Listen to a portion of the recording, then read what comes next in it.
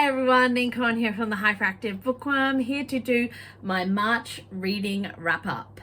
I actually read 12 books in March and it was so much fun. There's a variety, there are horror, there are crime, there are sapphic, there are not sapphic books. Let's get into it.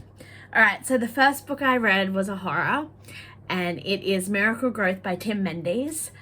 It was amazing. That small town horror, it creeped the hell out of me. It was great. It's like Alice in Wonderland meets Little Shop of Horrors with some Evil Dead thrown in, and all of it coded in that brilliant humor that's sort of reminiscent of Hot Fuzz and Shaun of the Dead.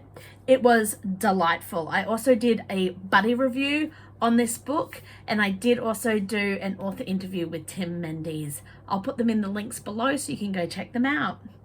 All right, the next book I read was a short story, and it's The Principal's Office by Jay.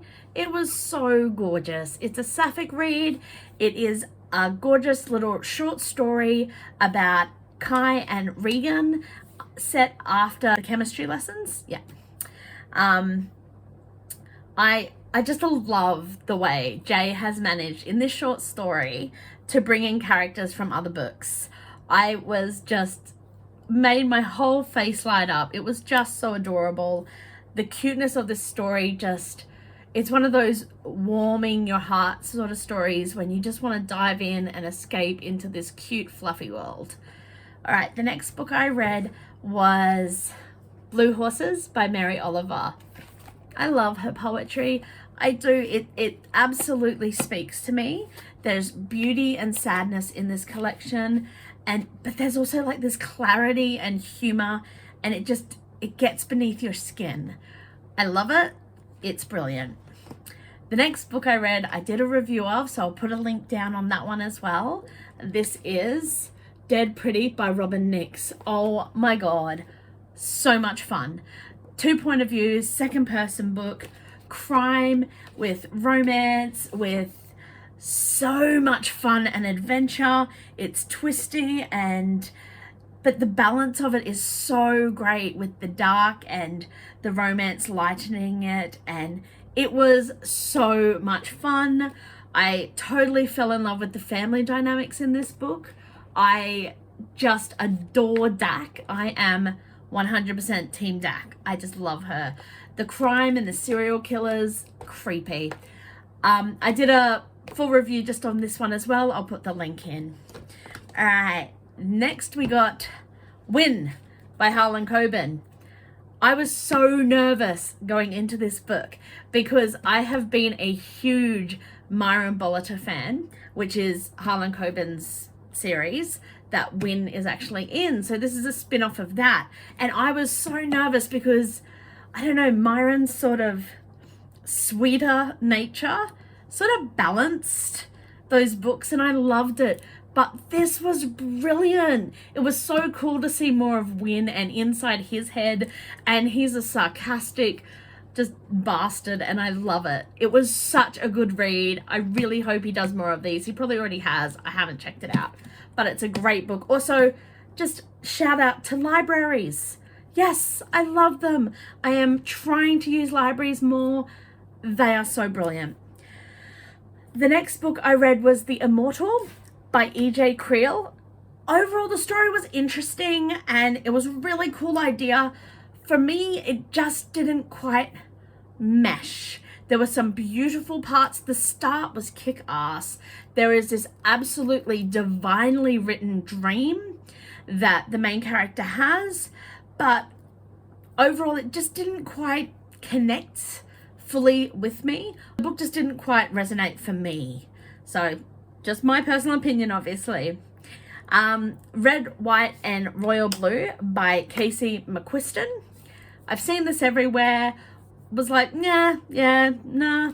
And then for my newsletter, at the start of the year, I sent out a request for readers to recommend books for me.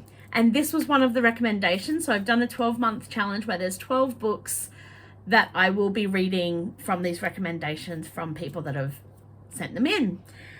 This was one of them by Sophia, and it was fabulous. It was so absolutely adorable. I love the single point of view. If y'all know me, I love single point of views. The push and pull of the book, I had to finish it at stupid o'clock because it just kept me up. I loved it. All right, the next was a book I actually listened to. The narrator is Leah Summers, The Priory of the Orange Tree. Another book that we've seen everywhere, but it was amazing. I understand why everyone goes on about it. Such an amazing epic fantasy. True, there were a couple chapters in the middle that I felt were a little harder to push through. They bogged me down a bit, but it was all worth it. The ending is mwah, chef's kiss, delicious. Almost Ruth by Tyler Jones. This was great. This is another horror story, not sapphic. It was a rush. Another small town story, but very different feel. It's more the vibes of that superstition and rituals, and just very universal characters as well. I loved the story. I loved the build-up of things being not quite right, but how far are we going to take it? And Tyler Jones takes it pretty far. The description of the small details in his writing blew me away. Like, they are amazing, and they were just delicious. I did struggle with the ending. I felt like it opened up more doors than it closed. So maybe it's just more a case of I want more. But I really did enjoy this book. It was a great horror read. Another short story I read is The Magical Femme by Fiona Zed. Oh my gosh, her writing is phenomenal, and she's just powerful, and her imagery is magical. It's so beautiful and magical. It is a hot as fuck story. It is sizzle hot, and it is brilliant. Book I listened to, the narrator was Paige McKinney, and it's Bulletproof by Maggie Cummins. I wasn't too fussed on the narrator. The emphasis just didn't sit quite right for me until I sped it up. I sped it up to 1.3, 1.2, 1.3. I can't remember what I finished listening it on, but I found it a lot more enjoyable, and I could focus more on the story once I sped it up a bit. But like I said, that's personal preference. It was an enjoyable read. I liked the crime element and the tongue-in-cheek reference to Special Victims Unit, Law and Order. I enjoyed the dynamics of the characters and the story overall. I wanted there to be more risk in the crime, but that's more my fun and take. I do prefer the crime. I wanted more focus on that and the romance to be second, but personal preference.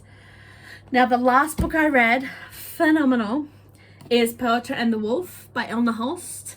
This is a fractured fairy tale, a queer retelling. It is fabulous. Elna has just such a way with words. I did a full review on this book as well. I'll put the link down below so that you can go check it out if you want, but it is a fabulous read. So they are the 12 books that I read this month. I really enjoyed this month. I loved the diversity of this month, and it was fun. It was fun to read them. I also was a little surprised when I looked back to see that I only actually listened to 2 books. Normally I listen to a lot more than I eyeball read, but it's been really great being able to get back into physical books a bit more and being able to just take it at my own time and pleasure as well. So let me know what you think. If you completely disagree with my opinions, I want to know that too. I'd love to hear what you guys think, or if there's any of these books that, you know, you're now interested in reading, definitely go check them out. And I'll see you all next time. Bye.